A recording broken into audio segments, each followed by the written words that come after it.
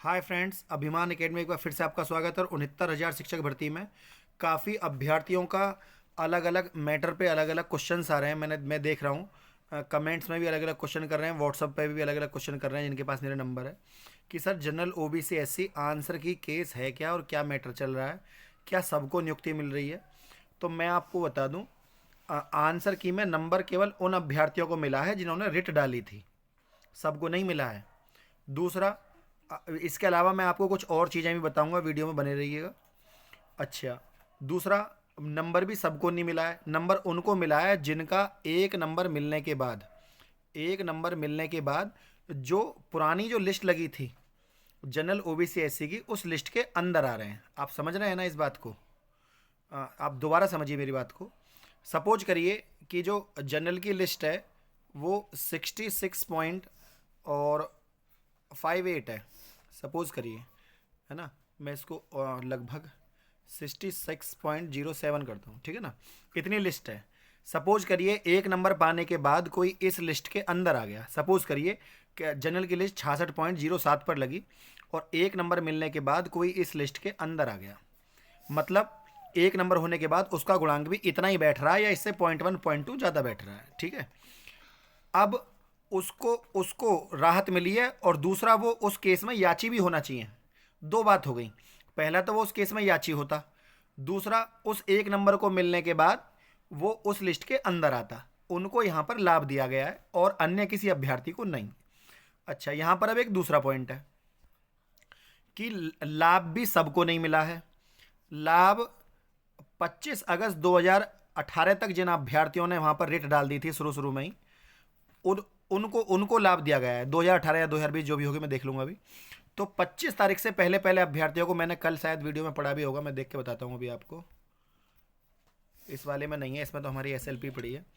दूसरे केस में होगा, मैं आपको देखकर बताता हूँ, कमेंट बॉक्स में डाल दूंगा। लेकिन उस डेट के पहले पहले याचियों को लाभ मिला है, बल्कि उन याचियों को भी लाभ नहीं मिला है जो उस केस में बाद में जुड़े। अच्छा, अब ऐसा होता क्या है? ऐसा ये भी होता है कि जो प्राइवेट वकील केस लड़ते हैं, कई बार वहाँ पर ये भी देखा जाता है कि जो विशेष अपील करता है वो शुरू शुरू में केस में जुड़ गए होंगे सब, और जो बाद में जुड़े उनको वहाँ पर नेगलेक्ट कर दिया या अवॉइड कर दिया गया, जैसे भी है। तो उन अभ्यर्थियों को वहाँ पर साथ लेकर नहीं चला गया। कुल मिलाकर वहीं एक एक समय सीमा तक, भाई एक बताइए, जब आप लगभग सपोज करिए आप 500 लोग याची बने कहीं, तो ऐसा नहीं होता कि इस डेट तक के आ जाओ और बाकी डेट तक के पीछे 500 तक के आ जाओ और इससे पीछे जो जो भी बने हैं 200 300 500 बाकी पीछे हट जाओ। इस इनके बाद को हम लाभ नहीं देंगे, ऐसा बहुत रेयरली होता है। ये सीन दुर्लभ है। एज एन एडवोकेट मैं ये बात बोल रहा हूँ, ऐसा बहुत कम ही होता है कि किसी भी याची लाभ में शुरू के लोगों को ले लिया जाए और बाद के लोगों को छोड़ दिया जाए। ये तो तभी होता है जब सरकारी या प्राइवेट वकील आपस में बात कर कर उसका निर्णय आपस में निकाल लें और जज साहब को रिटन सबमिशन में दाखिल कर दें कि जी हमें याची लाभ दे दीजिए, हमें आगे इसमें नहीं चलना। तो इससे क्या होता है, जो प्राथमिक तौर पर उस भर्ती से जुड़ते हैं वो लाभ पा जाते हैं और नौकरी पा जाते हैं, ठीक है। अच्छा, दो आंसर की का नंबर किनको मिला? आंसर की का नंबर उनको मिला जिनका एक नंबर मिलने के बाद उस लिस्ट में, जो लिस्ट मैंने बताई है 67 पॉइंट समथिंग, उसके अंदर आ गए। जनरल कैटेगरी 66.0107 या इससे कम या ज़्यादा जो भी होगी। लेकिन सबसे बड़ी बात है जो इस लिस्ट के अंदर आ रहे हैं एक नंबर मिलने पर। दूसरा, वो उस केस में याची भी होने चाहिए थे, ऐसा नहीं है कि प्राइमरी तौर पर किसी को भी। अच्छा, तीसरा, एक बच्चे मुझसे ये भी कह रहे हैं सर हम उसमें नहीं थे और हम प्रत्यावेदन जमा कर दें तो हमें इसका लाभ मिलेगा। देखिए, आपको इसका ना तो लाभ मिलेगा या नुकसान, लेकिन एक बात तय है कि अगर आप देखिए, फॉर्म किन के लिए खुला है? फॉर्म उनके लिए खुला है, उसमें एक तो मांगा जा रहा है रिट नंबर। रिट नंबर का मतलब है जो जिसके नाम से रिट पड़ी है उस पर रिट नंबर होता है। तो वो रिट नंबर क्या था? जैसे कि देखो देखो मैंने अभी एक केस डाला है, उसमें मैं आपको दिखाता हूँ जी। अभी टेम्परेरी रिट नंबर मिला है, परमानेंट अभी मिल जाएगा 1-2 दिन में। देखिए यहाँ पर पड़ा हुआ है 2190/23। तो इस तरह का रेट नंबर होता है, इस तरह का रेट नंबर वहाँ पर जो है वो मिलेगा। दूसरा, एक होता है आपका याचिका नंबर, आप उस लिस्ट में कैमे नंबर पर थे। दो बात, तो दोनों बात आप उस फॉर्म में डालेंगे तब वो फॉर्म आगे चलेगा। अब कोई अभ्यर्थी यदि उस लिस्ट में नहीं था या 25 तारीख के बाद वाला है, उसके पास रिट नंबर भी है, सीरियल नंबर भी है, उसने वो डाल दिया, लेकिन लाभ तो 25 तारीख से पहले वालों को मिला है और आपकी रिट पड़ी है बाद में, तो जब वो वहाँ पर सॉफ्टवेयर में खोल कर देखेंगे तब वहाँ पर आपको अवॉइड कर देंगे। तो फॉर्म भरने का कोई फ़ायदा तो है नहीं, लेकिन हाँ इतना फ़ायदा है, फ़ायदा कुछ नहीं है इतना या उतना, लेकिन एक चीज़ है, एक चीज़ ये है कि आप माननीय न्यायालय में जाकर ही कोई रास्ता वहाँ पर आगे के लिए बना सकते हैं कि सर हमने फॉर्म भर दिया, हमारा फॉर्म स्वीकार नहीं किया गया, लेकिन कोर्ट कह दे कि हमने तो डायरेक्शन भी नहीं दिया पीएनपी को कि वो आपका फॉर्म सबमिट करे, हमने तो 25 तारीख से पहले पहले वालों को दिया है, आपने फॉर्म भरा ही क्यों। तब ऐसी स्थिति में वही बात बनती है कि आपने एक अन्य याचिका डाली, ठीक है, आपने एक अन्य याचिका डाली। देखिए अगर आप उसी को दोबारा बेस बनाकर डालेंगे तो गलत है, क्यों, क्योंकि वो 25 तारीख में वो केस फाइनल हो चुका भाई। लेकिन हाँ एक चीज़ हो सकती है, आप ये कह सकते हैं उस केस को बेस बनाकर कि सर उनको जब एक नंबर दिया गया है तो समान समान इंटरनल केसें हैं सारे ही, समान बेस बनता है इन सब का, तो हमको भी वो एक नंबर दिया जाए, ये बोलकर वहां पर लाभ लिया सकता है कि सर अभ्यर्थी एक भर्ती में सभी अभ्यर्थी समान होते हैं, हमें जानकारी नहीं थी, हम उस केस में याची नहीं बन पाए या हम लेट याची बने, हमें वो लाभ मिलना चाहिए अब वर्तमान में, ठीक है, तब वहां पर वो लाभ मिलता है आंसर की वाला। तो आप कहीं ना कहीं नई एसएलपी दाखिल करें, नई याचिका दाखिल करें, कुल मिला के नए तरीके से वहां पर वो काम शुरू होगा। आपको जैसा कि पता होगा कि 69,000 शिक्षक भर्ती में इसके लिए हमने जो है पूरी टीम तैयार कर ली है और टीम के माध्यम से ग्रुप भी बना लिया है और हमने उसके लिए रिट भी हम डालने वाले हैं, लिस्ट लगभग तैयार हो चुकी है। अच्छा, जो अभ्यर्थी हमारे साथ जुड़े हुए हैं उनको पता भी है इस बारे में। अच्छा, अब बात करते हैं उन अभ्यर्थियों की जो जनरल कैटेगरी के हैं। देखिए जनरल कैटेगरी के जो अभ्यर्थी हैं इनके लिए एक तो ईडब्ल्यूएस केस डाला गया है, ठीक है, ईडब्ल्यूएस केस में हमारे शिवम भाई हैं और हमारे रघवेश जी हैं और मैं अंशुल मिश्रा, हम तीनों की सहायता से एक केस डाला गया था, आपको सबको पता है अच्छे से। आप चाहें तो मैं उसका जो है आपको दिखा भी सकता हूँ, मैंने कई बार इस चीज़ को आपको बताया भी। देखिए ये वाला ही है, इसी पर हमें ये रेट नंबर मिल गया है, ठीक है, ईडब्ल्यूएस वाले केस में बता रहा हूँ। दूसरा जो था हमारा वो था 6800 में याची लाभ के लिए, उसके लिए भी हमने एप्लीकेशन तैयार कर लिए, एक आध दिन में यहाँ भी रेट नंबर हमको मिल जाएगा, ठीक है। अभी हम लिस्ट बना रहे हैं तो धीरे धीरे करके इसको भी पूरा कर लेंगे। अच्छा, अब बात चलती है, कुछ अभ्यर्थी कह रहे थे सर पहले एक केस डाला था 22,000 ऐड होने के लिए, क्या वो केस खारिज हो गया? तो मेरे भाई वो केस खारिज नहीं, वो डिसमिस और डिस्पोज में अंतर होता है। वो केस डिस्पोज ये कहकर किया गया था कि सरकार जो नियुक्ता है और लिखा हुआ है in the circumstances no direction can be issued, मतलब ऐसा कोई भी डायरेक्शन इशूड नहीं किया जा सकता कंसर्न अथॉरिटी मतलब पीएनपी या सरकार को fill up the post excess 69,000 से ज़्यादा सीटों को भरने के लिए हम आदेश नहीं दे सकते, क्योंकि भर्ती 69,000 की निकली थी।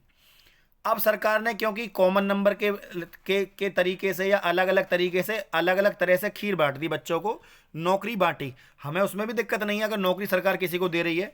देखिए चाहे वो 6800 की नौकरी हो, सरकार चाहे 6800 की नौकरी दे दे, सरकार चाहे कॉमन नंबर पर 1000-1500 बच्चों को और नौकरी दे दे, और चाहे तो सरकार सारी पोस्ट भर दे, हमें दिक्कत उससे बात से नहीं है।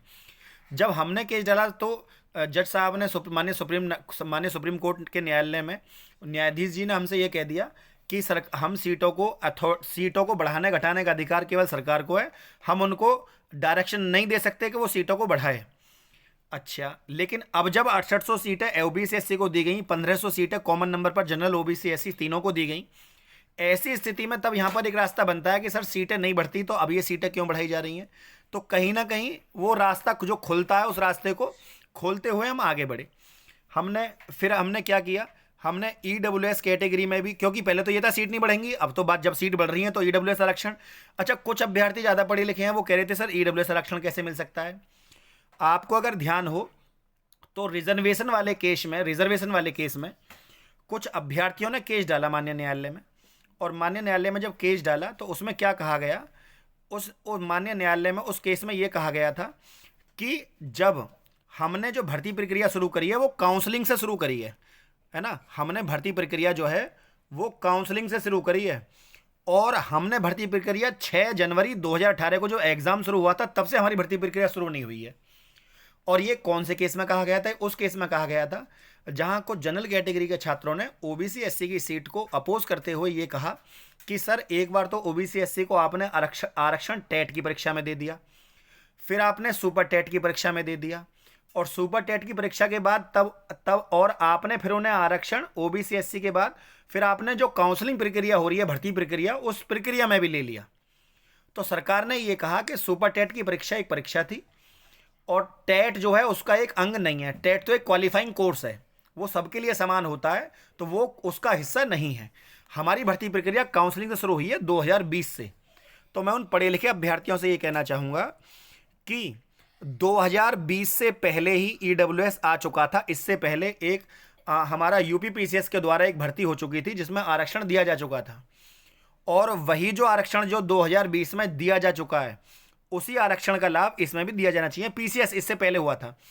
अब आप सपोज करिए जो चीज़ 19 जनवरी 2019 को लागू हो चुकी है और सरकार कोर्ट में कह रही है कि जो चीज़ 19 जनवरी, आप दोबारा सुने, 14 जनवरी को शासनादेश जारी हुआ, 19 जनवरी को लागू हो गया ईडब्ल्यूएस 2019 में।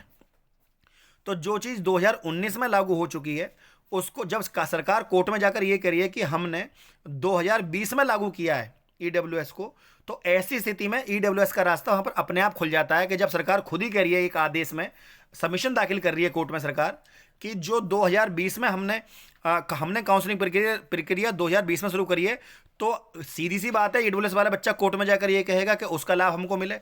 देखिए ईडब्ल्यूएस में अगर हमारे साथ साथ किसी को भी अगर नौकरी मिलती है तो उसमें बुरी बात क्या है? कोई भी मेरे ये समझ में नहीं आता, अभ्यर्थी चाहे ओबीसी का हो, चाहे एससी का हो, चाहे जनरल कैटेगरी का हो, उसकी लड़ाई अपनी नौकरी के लिए होनी चाहिए, ना कि जातिगत कि इनको नौकरी क्यों दे दिया, उनको क्यों दे दी।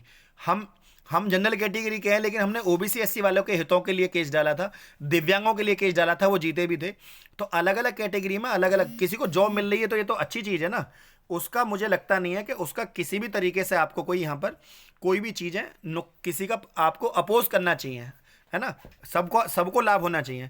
तो फिलहाल कोई भी अभ्यर्थी, चाहे वो ईडब्ल्यूएस का हो, चाहे वो आंसर की मैटर का हो, चाहे वो 6800 में, चाहे वो 6800 में जनरल कैटेगरी का बच्चा हो कि ओबीसी एससी को अगर जॉब मिल रही है तो जनरल को भी मिले, चाहे वो बच्चे हों जो 18,000 पद वाले कि ओबीसी एससी को 18,000 सीटें कम मिली, हमें भी सीटें मिलनी चाहिए, चाहे किसी भी कैटेगरी का बच्चा हो, किसी भी केस से अगर किसी अभ्यर्थी को जुड़ना हो तो संपर्क कर सकता है। मैंने अपना नंबर आपको पहले भी दे रखा है, दोबारा मैं आपको देता हूँ 9761। किसी का कोई क्वेश्चन हो तो आप अपना व्हाट्सअप मुझे कर सकते हैं, बेहिचक पूछ सकते हैं कि सर मैटर में क्या हो रहा है। समय निकालकर मैं आपको चैटिंग के माध्यम से उसका उत्तर आपको दे भी दूंगा। तो फ्रेंड, यदि वीडियो आपको अच्छी लगी हो तो वीडियो को लाइक, शेयर और चैनल को सब्सक्राइब करना ना भूलें।